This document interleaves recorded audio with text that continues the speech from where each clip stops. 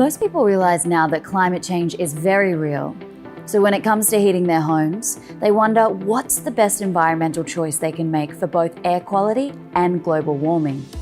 Hi, I'm Christy, and I'm investigating the claim that choosing modern wood heating appliances and using them correctly can make a positive difference to our environment. Without a doubt, it's the most romantic and enjoyable way of heating your home. But what's the real effect on the environment?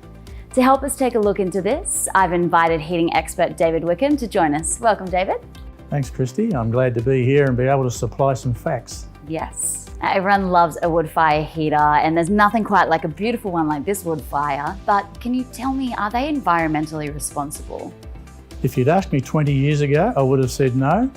But a lot of research, education into how to operate a wood heater has changed that. And today, they're amongst the cleanest burning forms of heating in Australia. That response would surprise a lot of people. Do you have any facts to back it up? Yes, the CSIRO in 2003 and 2012 produced papers that tell us that wood heating produced less greenhouse gases than any other heating options. What about wood heater particulate emissions? The Australian standard has become progressively more strict. In 2019, it actually reduced the emission level to 1.5 grams per kilogram of fuel put in the heater with an allowable or an achieved efficiency of 60%.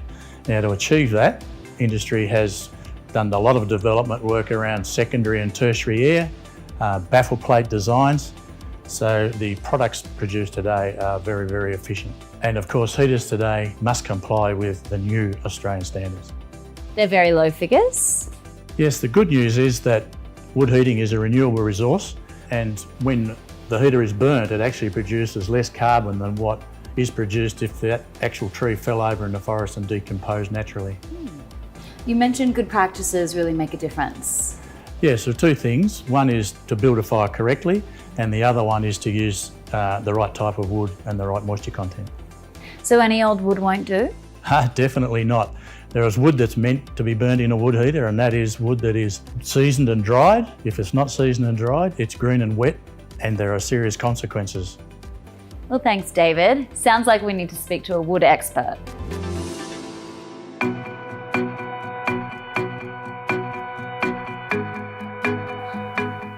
I'm now with Bruce Mogg, who's former CEO and current board member of the Australian Home Heating Association. Welcome, Bruce. Tell me, how long have you been in the Home Heating Association for? I've been in the Home Heating Association and involved in the industry for over 30 years. Great. And I heard that you shouldn't burn wood that hasn't been aged. Can you tell us why that's so important? Yeah, that's correct. You shouldn't cut wood off the tree and burn it straight away. It's very important because otherwise you're just burning green or wet wood. Why are green and wet wood so bad? Look, they're really bad for a few reasons. Firstly, when you buy firewood, you buy it by weight. So if the wood is green or wet, it's going to be heavier. So you're paying for wood that you're really not going to get the best value out of. Secondly, when you burn that wood in your fire, the fire has to dry the wood before it starts to produce heat that will come into your home. And then finally, it can produce harmful byproducts like creosote that can build up inside your fire and inside your flue and cause a flue fire, which can be very dangerous. What's best practice when getting your wood? The best way to get your firewood is to buy from a Home Heating Association member if you can. They will normally have it cut and split for you, ready to go, and that will guarantee the right moisture content, which means that when you get it home, it'll burn efficiently and give you the heat that you want in your home. Bruce, I'm told these can be helpful in checking the moisture in your wood. Can you show me how to use a moisture meter? Yeah, absolutely. Moisture meters are great because they give you a digital readout of the moisture content of the wood. Easy process, they've got two prongs on the end. You put them into the wood, push the button, and that will give you a reading. Your reading should be between 15 and 20%. Ideally around the 16% is great, but anywhere in that 5% range. Thanks, Bruce, and thanks for your advice. My pleasure. So let me see if I understand this correctly. Getting properly sourced wood has heaps of benefits. Initially, that's because the majority of wood comes from proper forestry projects, a controlled renewable resource. The wood's brought into the yard as long logs. They're then cut and split and placed in windrows for at least 2 years to reduce moisture content. They turn the wood over while it sits in the windrows 3 times over 2 years to make sure it dries properly. Green wood is very obvious by colour, as is the seasoned wood, which is the wood we want. At the bulk yard, they check it has the ideal moisture content of 15 to 20%. Then it's sent to the retail yard where they check it again before they sell it. And finally, any waste materials from firewood residue is used for landscaping and soil regeneration projects. It's an impressive renewable resource. But don't go yet, it's not just the firewood, you've also got to understand how to correctly build the fire. Well, that's exactly where we're off to now, to use some of your beautiful wood to create the perfect fire. Okay, you'll also need some pine kindling. Pine kindling is important to get your fire started, as well as some good quality fire lighters. Thank you. Pleasure. We're here in the parking lot and I'm joined by Ashley Stride, who's the Deputy Chair of the Home Heating Association. Thanks for helping us out, Ashley. It's a pleasure. Now, we've spoken to one expert about wood and moisture and another expert about emissions, and they've both said that it's vital to know how to build a fire correctly. You're absolutely right there. A lot of people think you can just throw the wood in there and start a fire. That's not true. It's important that to set up the fireplace correctly, and it's easy to do. You'll have to convince me of the benefits of that, Ash. Yeah, it's easy to do. It's easy to start the fire, more beneficial to the environment, but you need to be using a modern wood heater. Well, we've got two heaters here. We've got this beautiful modern piece and a bit of an older one. So I guess we have to start two fires and see how it goes. Yeah, there's 8 simple steps to be able to do that. So we can start off now if you like. Great, let's do it. So the first step that we need to do is to open up the air controller on the unit. So that can be a slide, or it can also be a valve that you open and shut. The second step is that we're going to use fire lighters in the base of the fireplace, 15 centimetres apart. I'm not going to use newspaper in there because the print that's on there will actually cause more smoke and is a hindrance to the environment. Doesn't kerosene or lighter fluid speed things up? Absolutely not. It's actually more dangerous, and also too, it's going to create more pollution. Third, put softwood kindling in a crisscross pattern. Softwood burns faster, so it's the go. Another common mistake is putting your kindling in a haphazard way or using odd twigs or building offcuts. Only use proper softwood kindling. The crisscross pattern seems like a lot of effort. Is it worth it? It's very simple and not hard at all. And it lets the air through the wood, so burning is ideal. Just chucking them in together, they clump and don't burn well. Now we light it with fire starters. If you wouldn't mind, Christy. No worries. And always use a fireproof safety glove. In both fires, you can leave the door slightly ajar to stimulate airflow, but only if you remain present during the whole time. The fifth step is that we wait 5 to 10 minutes. And now we add small bits of hardwood, again in a crisscross pattern. These pieces should go no wider than a can of drink. Can we shut the door latch yet? Sure, Christy, that's step number 6. You latch the door fully shut and wait 30 minutes for the firebox to get really hot. But if you have an electric fan built in, don't turn it on yet. Wait 30 minutes.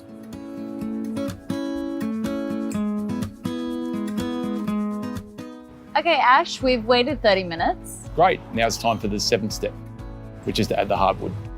Each piece should be about the size of a loaf of bread and the right moisture content. Use fire-safe gloves. Again, we use a crisscross pattern. The modern heater fire is burning beautifully over here.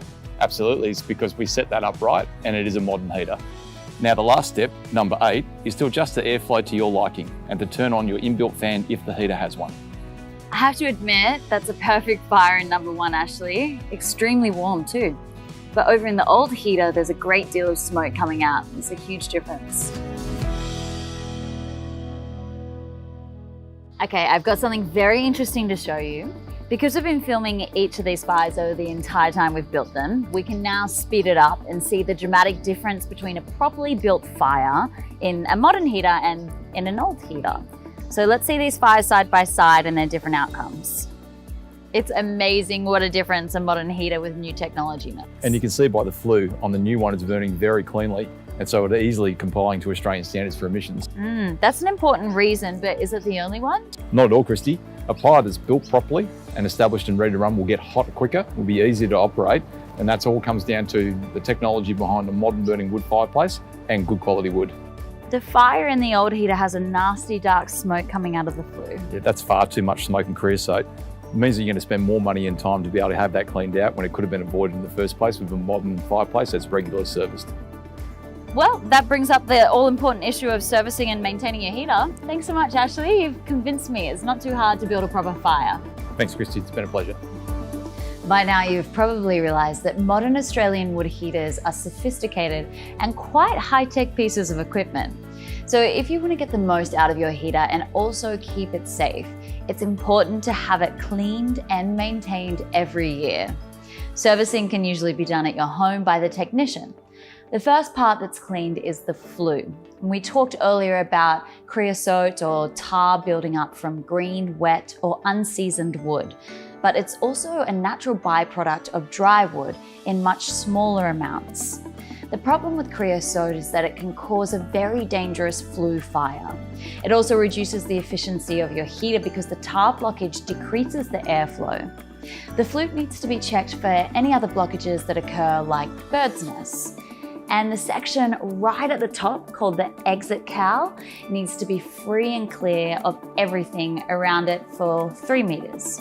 So overhanging branches need to be kept clear, and every year it's important to check that the flue hasn't been affected by wind or storms or anything else, again, for your safety.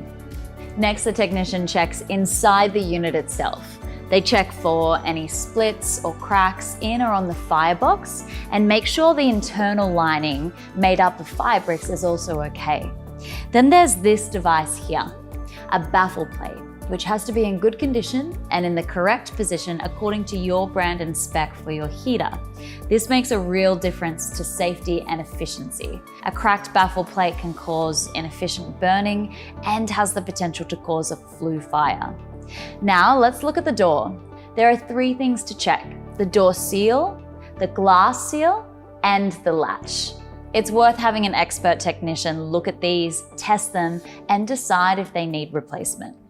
Then there's the glass. It may seem really obvious, but if there are any cracks or holes in the door glass, get it fixed. It ruins efficiency, but it's also extremely dangerous. There are some people who think, she'll be right. I can tell you it won't be right, and it has to be fixed. Last of all is the electric fan. If your unit has one like this, vacuum it regularly. All sorts of muck gets in there, like pet hair, dust, and insects, so clean it regularly for maximum efficiency. If you have any questions about who should service your wood fire heater, it's simple. Contact the Australian Home Heating Association in your state. They'll put you in touch with your nearest members who have qualified technicians to service your unit. The Home Heating Association are the peak body for wood heaters, and they've been improving the standards on emissions and efficiency over the last decade. With me is the chair of the Home Heating Association. Welcome back, David. First of all, David, what's the purpose of the Home Heating Association, and how can you help homeowners, local council, and retailers at the same time? We help everyone in the wood heating industry, firstly or mostly to ensure that there's compliance with the Australian standards around safety, emissions and efficiencies. So councils, customers and retailers all need our expertise. What about your relationship with member retailers? We support all our member retailers. Of course, they must conform to our code of ethics, which means any customer that goes into one of those stores owned a member is dealing with someone who is ethically doing the right thing, understands the products, which ensures, of course, that the customer is getting very sound advice. David, I see Landcare is involved with the Home Heating Association. How does the Home Heating Association fit in with that? Landcare Australia is made up of farmers, environmentalists who get together to ensure our environment is protected. We're very proud supporters of Landcare Australia, and we have been for the last 30 years. So what that means from a consumer's point of view is that every heater they purchase from one of our members is supporting Landcare. Does the Home Heating Association support positive environmental change? Absolutely. We support people to buy renewable fuel to use in their heater, which of course supports the environment, but also by buying products from our members. They're ensuring they're buying products that meet the emission standards, burn efficiently, and ultimately that means that they're protecting our environment. Well, that's fine for all the heaters made after 2019, but what about all the old ones out there? Well, we encourage everyone to upgrade their heaters as soon as they possibly can because they're helping emissions, air quality, and that's good for everyone. Thank you, Mr. David Wickham. And for more information, contact the Home Heating Association. Before we finish, let me remind you of the important points. Modern wood heating technology has dramatically improved in emissions and efficiency. Modern wood heaters, which are bought from Home Heating Association members, are among the cleanest heating options available. But the fires must also be built properly. That means buying the correct wood from a Home Heating Association member who supports renewable resources. The wood must not be green or wet. Fires must be built using only fire starters, kindling, and correctly sized hardwood. The correct crisscross patterns and 8-step processes create clean, safe fires that have maximum efficiency. Regular servicing of your wood heater, at least annually, is vital to safety and efficiency. Contact your local Home Heating Association member to find a qualified technician. In fact, we can help you with any questions you have about home heating and put you in touch with your nearest Home Heating Association member. So if you want the most beautiful wood heating experience in your home that's clean burning, efficient, and environmentally responsible, talk to us today.